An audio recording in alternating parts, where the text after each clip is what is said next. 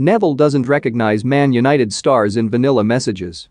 Gary Neville has doubled down on his criticism of footballers' inauthentic social media posts and says he no longer recognises many in Manchester United's dressing room over vanilla and sanitised messages. Neville has long been a vocal critic of players not controlling their own social media accounts to engage with supporters. Writing in his column for The Times, Neville believes players are being treated like fools because having a social media manager suggests they can't be trusted to be themselves. Neville said, "There are characters inside the Manchester United dressing room that I greatly admire, not just for their football abilities, but their human qualities, vulnerabilities, resilience, sense of humor and all the things that make them distinct. I don't recognize them at all when I see some of their social media posts. I see vanilla, sanitized messages. I read apologies that don't come over sincerely to me or any United fan. I see half the dressing room posting almost identically worded tweets like they are reading off a script. And not just at United." He added, "Some of these tweets and posts are diversion tactics. You feel manipulated reading them, and this is meant to be football, not some Putin-esque plot to control the narrative. I see social media posts from footballers I know using words, phrases and sentiments that don't reflect in any way the real person. The posts are ridiculously inauthentic, and fans know it." Bruno Fernandes and captain Harry Maguire are two players who apologized on more than one occasion this season following heavy defeats, and both drew criticism from fans.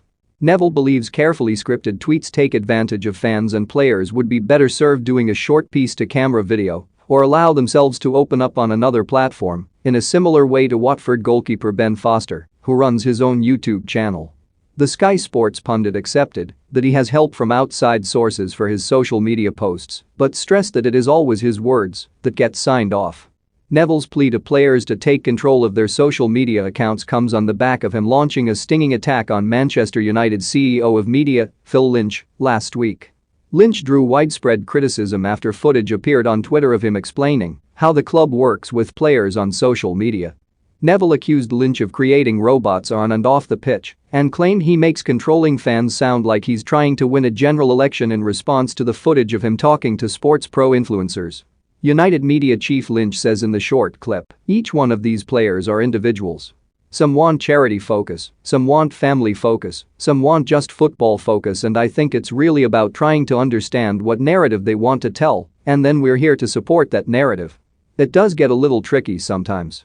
There's a lot of the mass media out there trying to build that story, trying to build that tabloid piece of content. That's not what we do at all. We're trying to work with them and understand the story they want to get out, and we support that, join forces on that. It is an issue Neville has been banging the drum on for most of the year. Back in March, Neville criticized the England squad for not sounding